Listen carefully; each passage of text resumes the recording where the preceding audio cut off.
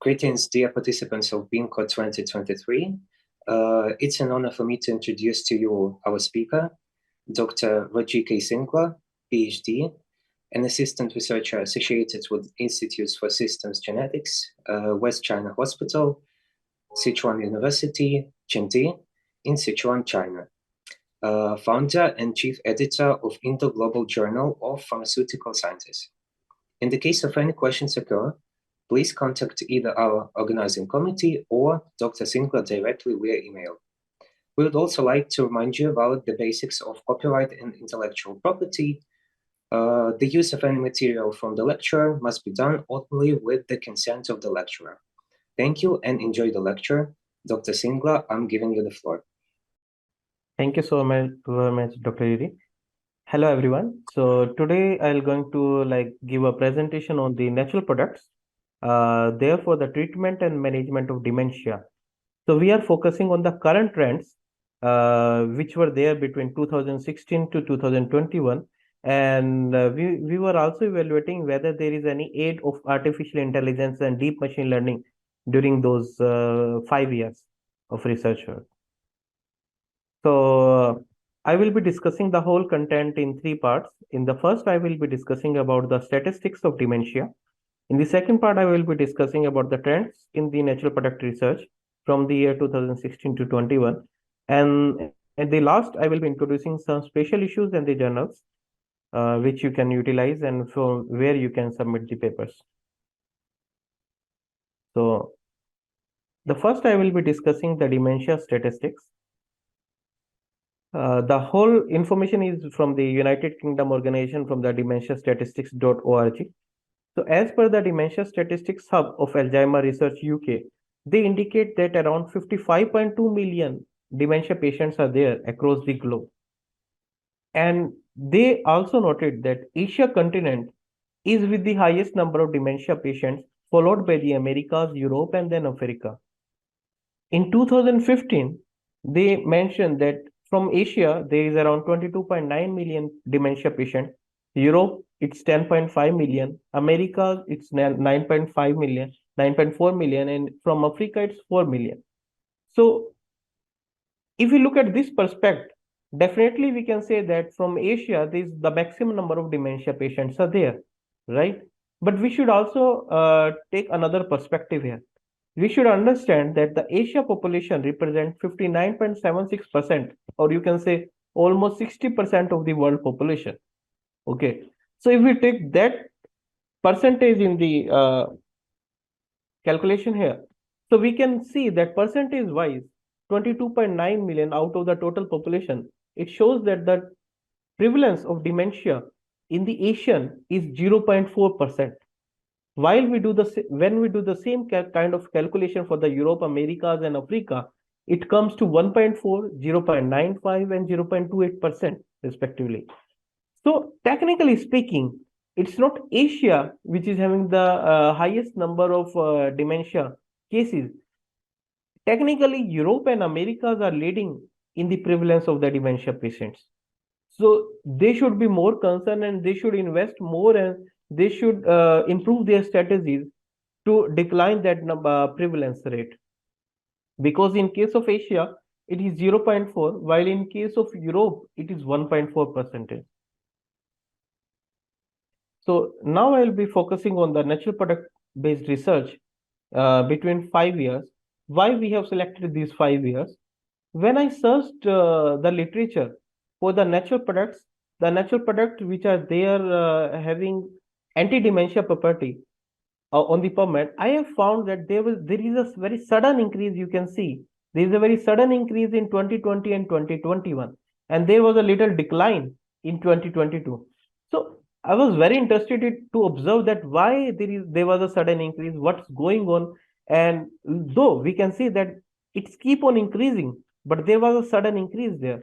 So the purpose was to understand the trend in these 5 years, that what's going on and what kind of research has been done, okay, and who are involved in those researches, and that kind of trend analysis we have made.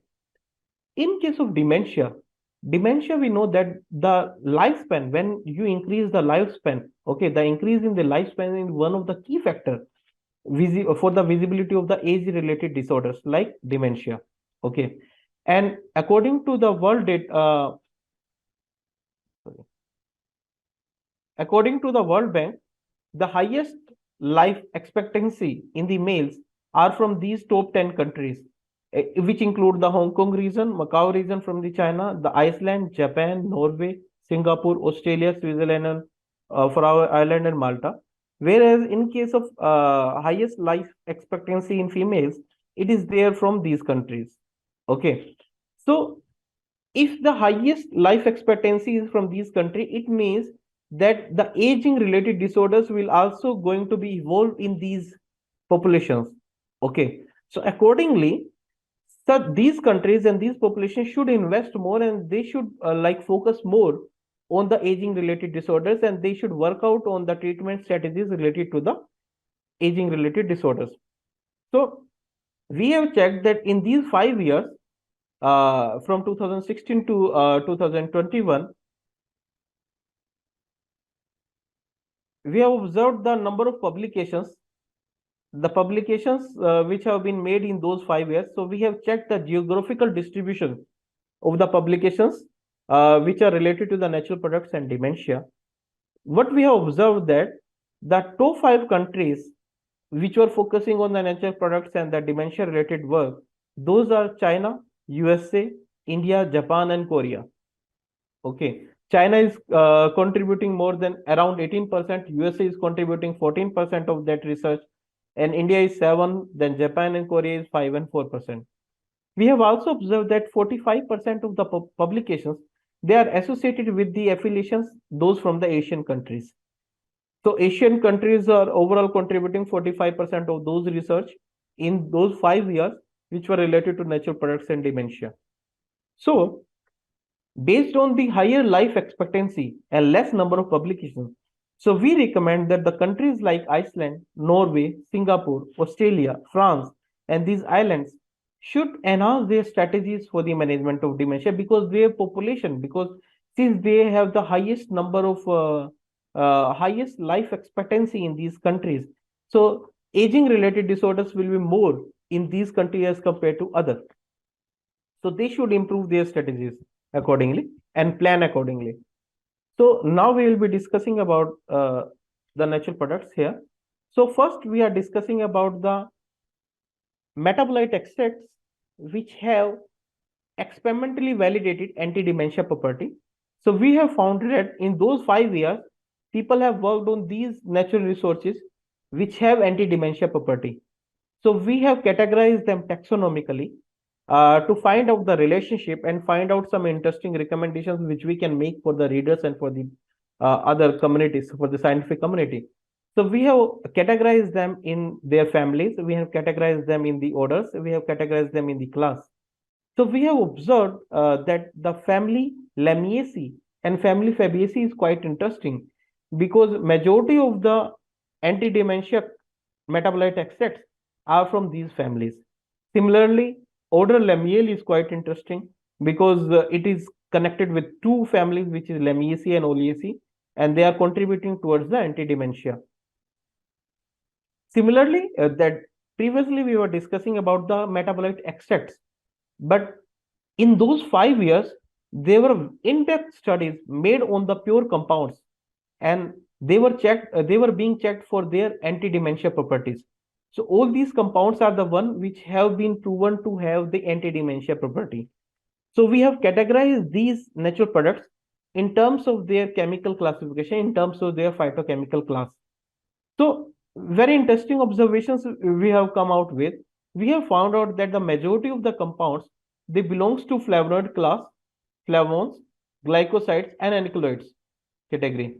So somehow it could also make an impression that these phytochemical class may have some kind of structural motif which is having a common mechanism, and which could exhibit a common mechanism, and other flavonoids, other glycosides, other alkaloids could also be tested for the anti-dementia property.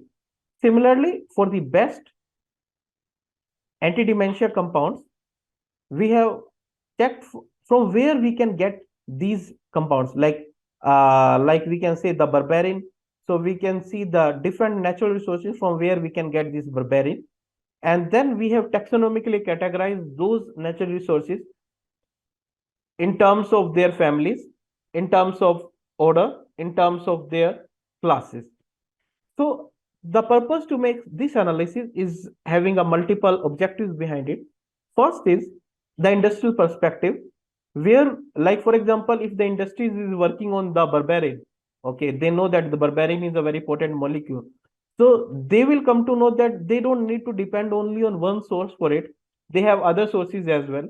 So this kind of information will help the industries to focus on other natural resources also if they want to isolate berberine. Okay. Similar the case with the gallic acid, quercetin, and other compounds like camphorol. You can see there are many sources for that.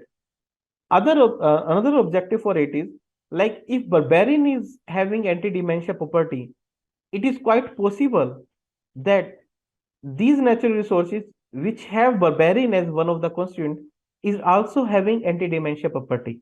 Okay, and we have observed that many of these compounds, more than 50% of these compounds, they have not been tested for the anti-dementia property. So this is another recommendations which we have made, that that these natural resources could be explored on the basis of the fact that these natural resources have the anti-dementia compounds. So they can be tested for anti-dementia property, and it may be possible that the anti-dementia property for these natural resources will be more than these compounds, because these are the pure compounds and these are natural resources. And experimentally, we have seen that the extracts are more potent as compared to the pure compound in many cases. The reason being, in case of extract, you have multiple compounds in there, and the multiple compounds, many a times they exhibit the synergistic action, and because of that, extracts are comparatively more potent as compared to the pure compounds. Another aspect here is, like, we can also observe that there are some natural resources which have already proven more than one anti-dementia compound. So hypothetically, we can say that those natural resources are comparatively more beneficial because they have proven anti-dementia compounds present in them. Similarly, we can see that there are interesting families, like you can say Gingibraceae family, Fabaceae family, because they have more natural resources related to them. So other compounds, other natural resources from these families can also be explored. Similarly, the similar kind of recommendations for the orders. To summarize this whole analysis, we have made a brief representations here, where we have shown the best 6 natural resources on the basis of the fact that these resources have more than one anti-dementia compound, for the compound for which the anti-dementia property has already been proven. Okay, so these natural resources could be explored in more in depth, so that there could be a translational potential, and these natural resources could have a clinical relevance then. Similarly, these orders and these families are of quite relevance there. Further, we have built up a knowledge graph between the different mechanism of actions elicited by these compounds to find out some relationship between them. Apart from that, we have also performed the network pharmacology to find out the relationship between different targets of the dementia. For example, why that is important? For example, experimentally, we have found out that there is a literature which is showing that strychnodendron adstringens, it is modulating MAPT target. Okay, but with the help of network pharmacology, we have observed that MAPT can also influence PIK3R1, NGF, and these targets. Okay, so indirectly, this plant, strychnodendron adstringens, this is modulating these, because if it is modulating MAPT and MAPT is modulating these targets, so indirectly this natural resource is modulating these. Okay. Similarly, like, we have a literature which shows that curcumin is modulating base. Okay. But base, we know base is modulating LDLR, MME, GFAP, IL-6, and CRAB1. So indirectly, curcumin is modulating those. Plus, another recommendations we have made is that we can check whether curcumin is experimentally modulating GFAP directly or not. Because indirectly we know that curcumin is modulating GFAP, but whether experimentally it is having a direct influence on GFAP or not, that can also be tested. We have also observed that there are many clinical studies which are related to the natural products for the dementia management. This shows that yes, there is a translation potential of the natural resources, and further studies can be expedited, and more studies can be done. Like there is a clinical relevance for the natural products for the management of dementia. Like you can see that there is a 24-week randomized double-blind placebo-controlled trial has been done on the 35 males and 41 females, and they have been tested with the therapeutic strategy of fish oil and blueberry. Okay, and they have found that the fish oil group has improved the DHA and EPA, while in the this blueberry group there is a improve in the cognitive response. Okay, so that kind of clinical studies are already going, and more are in the process.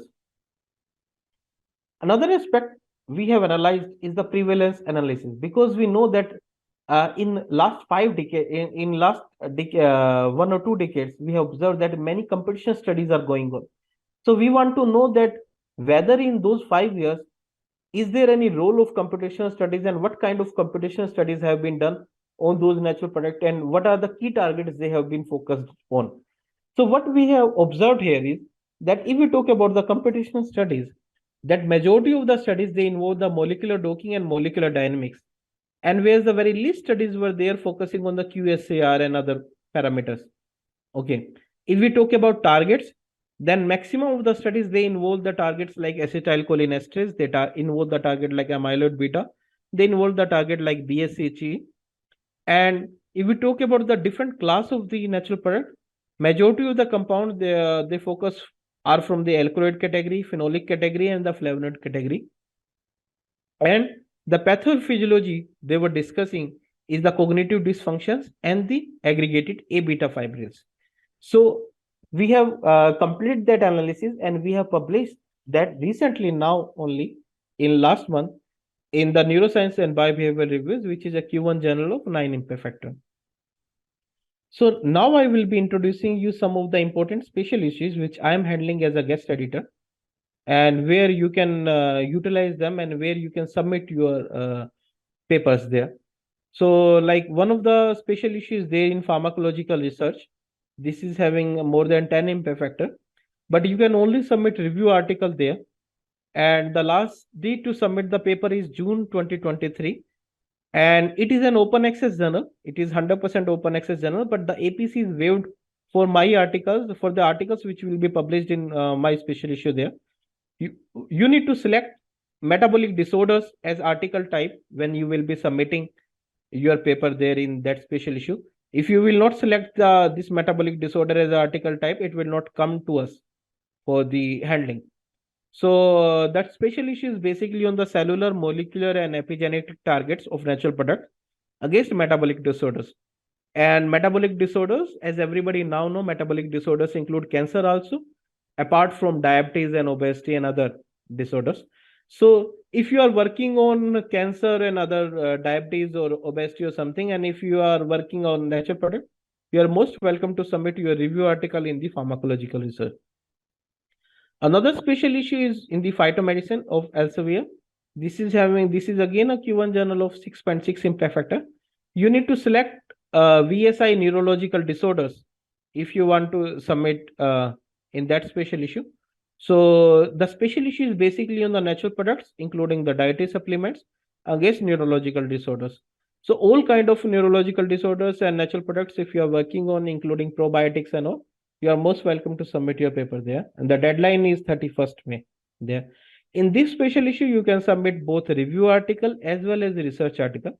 Whereas in case of pharmacological research, only review articles chief editor has approved. The another special issue is with the MDPI. It is cancers. It is in the cancer. and the journal having an impact factor of around 6.5. The special issue is focusing on anti-cancer drug discovery based on natural product from computational approach to clinical study. So if you have any related work, you are most welcome to submit your paper there in this special issue. And it is having quite a long time. You have enough time to prepare papers because the deadline is next year, February 2024. So we two are the guest editor, me and Professor Anupam Bishai. Another special issue is in the MDPI, which is in the Journal of Personalized Medicine, having an impact factor of 3.5. The topic of the special issue is genetics and epigenetics in cancer, their mechanism and drug development. But we are focusing mainly on the natural products there, though the title is broad.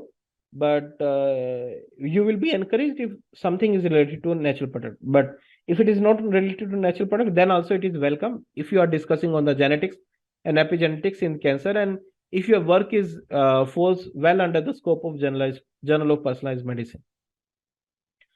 We are also having another special issue in Frontiers, which is in right now in Frontiers in pain research. This is the PubMed Index journal. It's in the PubMed Center. So the deadline is 13th May there.